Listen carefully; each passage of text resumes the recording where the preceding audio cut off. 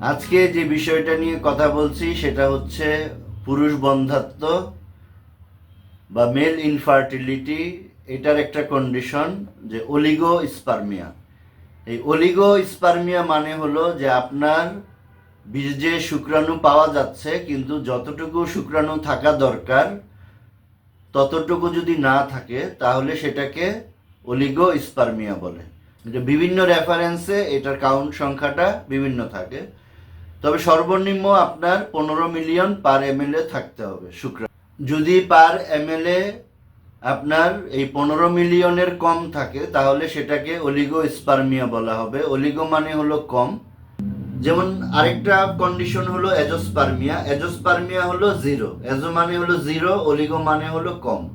এখন যদি আপনার spam count 1 million, 2 million, 5 million বা 10 মিলিয়ন এরকম যদি থাকে তাহলে সেটাকে কম ধরতে হবে। এখানে আপনি দুইটা লাইন দেখবেন যে স্পাম কনসেন্ট্রেশন পার মিলিলিটারে কত, এবং পরের লাইনে থাকবে টোটাল স্পাম কাউন্ট কত। তার মানে হচ্ছে যে পার এমএলএ কত হয়, আর আপনি যে স্যাম্পলটা দিলেন সেটা যদি 3 এমএল হয় বা 2.5 এমএল হয় অথবা 2 এমএল হয় তাহলে 2 এমএল এ টোটাল কত। এই জন্য এখানে দুইটা লাইন দেওয়া থাকে। তো দ্বিতীয় লাইনটা আমাদের কোনো কাজের না, আমাদের হলো পার এমএলএ কত সেটা হলো দেখার বিষয়।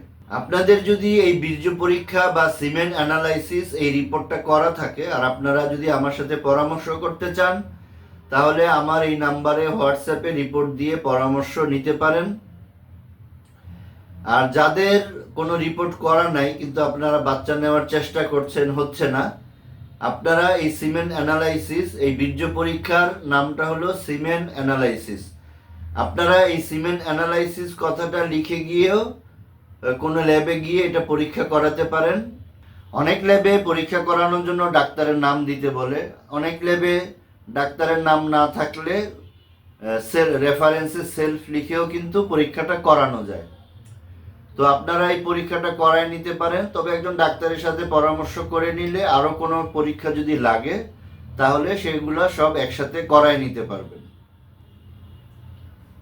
তো এই অলিগোস্পার্মিয়ার জন্য আমি আলহামদুলিল্লাহ এই 17-18 বছর যাবত ট্রিটমেন্ট দিচ্ছি এবং ফলাফলও খুব ভালো। অলিগোস্পার্মিয়ার ক্ষেত্রে আমার এখানে বলা যায় 80% সফলতা। তো সবাইকে আহ্বান জানাবো এই হোমিওপ্যাথি চিকিৎসা নেওয়ার।